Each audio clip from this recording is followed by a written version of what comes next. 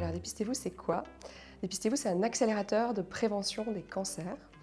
Notre mission, elle est très simple, prévenir plutôt que guérir. En France, en fait, il y a encore trop peu de personnes qui se font dépister, alors que le dépistage précoce sauve des vies. Donc, avec Dépistez-vous, on a choisi de simplifier, de personnaliser et de permettre de rendre accessible la prévention et le dépistage avec 3 solutions. Donc, la première, c'est une plateforme digitale pour connaître son risque et agir. La deuxième, c'est des ateliers de prévention co-animés et co-construits par des soignants et des patients pour déconstruire les idées reçues et les fausses croyances. Et la troisième, ce sont des dépistages des cancers de la peau sur site par téléexpertise. Tout ça pourquoi? Pour éviter un cancer sur 2. La genèse de Dépistez-vous, elle est venue d'une frustration, la mienne. J'ai été confrontée au cancer de mon père, un mélanome, un stade 3, donc un stade assez avancé. Mon père n'avait aucune connaissance médicale, il n'a pas de médecin ou pas le temps de le voir, ou il n'a pas jugé utile d'aller le voir pour un grain de beauté. Il n'avait pas non plus connaissance des facteurs de risque et des signes qui devaient l'alerter en fait finalement pour consulter. Il a eu un diagnostic tardif mais avec un traitement certes invasif mais qui lui a sauvé la vie.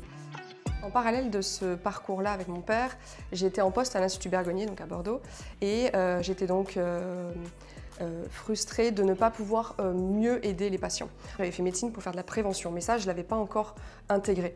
Et en voyant finalement tous ces patients en consultation qui me disaient « mais moi je ne pensais pas être à risque », mais moi je ne connaissais pas le dépistage, ou oui effectivement dans ma famille il y avait des cancers mais je ne pensais pas être concernée. En fait à chaque fois c'était des causes évitables à mon sens. On aurait pu éviter certains cancers, on aurait pu les dépister plus précocement et on est arrivé un peu trop tard. Notre force en fait c'est d'allier du digital, de l'humain avec la plateforme, les ateliers, les dépistages sur site, de passer d'un conseil qui est plutôt générique par les pouvoirs publics à une recommandation personnalisée qui permet d'expliquer quoi faire, quand le faire, comment et pourquoi le faire. Dépistez-vous repose sur des algorithmes intelligents avec des questionnaires médicaux sécurisés qui suivent les recommandations de la Haute Autorité de Santé. Le résultat, c'est qu'on propose des parcours de prévention et de dépistage en fonction des profils de chaque utilisateur, des profils de risque. Donc on a des parcours pour la peau, pour le cancer colorectal, le cancer du sein, le cancer du col de l'utérus, mais on a aussi des parcours de prévention avec de l'autopalpation pour les seins, pour les testicules, quand est-ce qu'il faut le faire, à quelle fréquence. Et donc après, en plus de ces parcours de prévention et dépistage, on a des rappels, on a des conseils de prévention et on a une orientation vers des professionnels de santé. L'idée, c'est de simplifier ce parcours.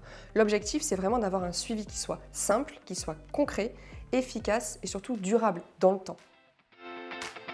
On a des moyens d'évaluer l'efficacité de la plateforme, on a des chiffres à l'appui, puisque après 1 an de lancement, on a réussi à démontrer qu'un utilisateur sur 2 avait pris rendez-vous chez son médecin à la suite d'un parcours, donc une démarche proactive de prévention.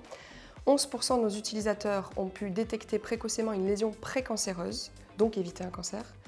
Et 48% des profils identifiés à risque par la plateforme ont moins de 50 ans. On sait que sur les 30 dernières années, il y a une augmentation de 80% des cas de cancer chez les 14-49 ans, qui ne sont pas la cible des campagnes de sensibilisation, en tout cas pas toutes. Et on note une augmentation de plus de 30% encore des cancers chez ces 14-49 ans d'ici 5 ans, 2030. Donc il est urgent d'agir sur cette population de jeunes adultes et c'est là qu'on intervient. Alors je pense que le numérique c'est un formidable levier pour démocratiser la prévention, pour toucher des millions de personnes, notamment les jeunes. Et on l'a vu pourquoi c'est important de toucher les jeunes adultes. Alors déjà pour eux-mêmes du fait de l'augmentation des cas de cancer, mais aussi pour toucher leurs parents et leurs grands-parents. Je pense que le numérique peut permettre de rendre l'information intelligible, interactive, concrète et du coup actionnable. La prévention, en fait, elle ne doit pas être perçue comme une démarche compliquée ou contraignante. Elle ne doit pas être perçue comme une injonction. Donc l'idée, c'est d'expliquer, de faire de la pédagogie, de faire de l'éducation. Et d'ailleurs, je pense qu'il faut sensibiliser les jeunes dès l'école, en fait. Et donc le ministère de l'Éducation est aussi concerné par ces problématiques de prévention.